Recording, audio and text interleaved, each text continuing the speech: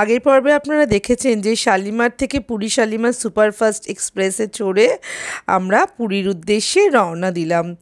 বাড়ির খাওয়া সব কিছু দিদি বানিয়ে নিয়ে এসেছিল, ফ্রাইড রাইস আর তার সাথে চিলি সয়াবিন। আর আমি নিয়ে এসেছিলাম পনির বাটার মশলা আর আলুর দম আর রুটি। এইটা দিয়ে আমাদের আজকে ডিনার হবে। তো আমরা একে একে সবাইকে সার্ভ করে দিলাম ডিনার। নিজেদের মানুষের সাথে বসে খাওয়া দাওয়ার তো মজাই আলাদা, তাও নিজেদের মনের মতো করে হেলদি ওয়েতে রান্না যদি করা থাকে তাহলে তো কোনো কথাই নেই। আমরা ডিনার সারতে সারতে পুরীতে গিয়ে কি করব না করব, কবে পুজো দেব, কবে কোথায় বেড়াতে যাব, সমস্ত প্ল্যান করতে থাকলাম। সবাই দেখা যাচ্ছে যে কত তৃপ্তির সঙ্গে খাওয়া দাওয়া করছে। আমার এই চ্যানেলটা নতুন যারা দেখছেন তাদের আমি অসংখ্য অসংখ্য ধন্যবাদ জানাই। এখনও যদি সাবস্ক্রাইব না করা হয়ে গিয়ে থাকে তাহলে প্লিজ অনুরোধ করছি চ্যানেলটাকে সাবস্ক্রাইব করে আমার পাশে থাকবেন, যাতে আমি একটু উৎসাহ পাই আপনাদের জন্য নতুন নতুন ভিডিও বানানোর। আমাদের তো এইভাবেই গল্প চলতে থাকবে।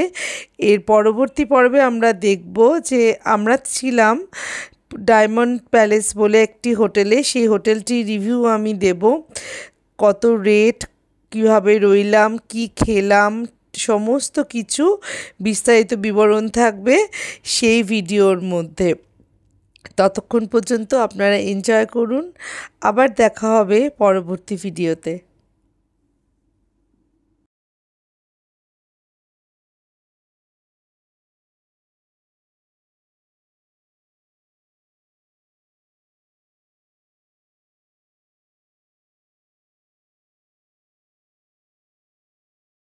মামাইকে রিভিউ নিতে জিজ্ঞেস করা হলো যে কেমন খেয়েছো।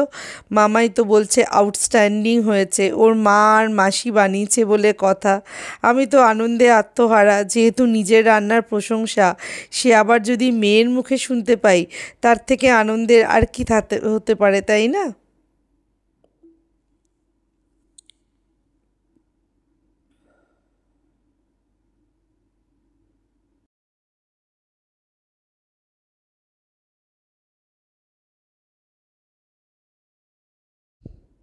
আমরা এসে নামলাম পুরী স্টেশনে পরদিন ভোরবেলা। তখন অত্যন্ত অন্ধকার চারপাশে, তখন বাজে সাড়ে চারটে। আমরা এখান থেকে নেমে অটো ভাড়া করে পৌঁছে গেলাম ডায়মন্ড প্যালেস হোটেলে।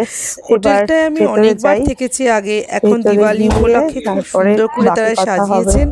আর অত ভোরবেলাতেও বিশেষ অনুরোধে স্টাফরা সবাই জেগেই ছিলেন এবং আমাদেরকে আমাদের রুম অ্যালট করে দিলেন। পরের পর্বে দেখা হবে।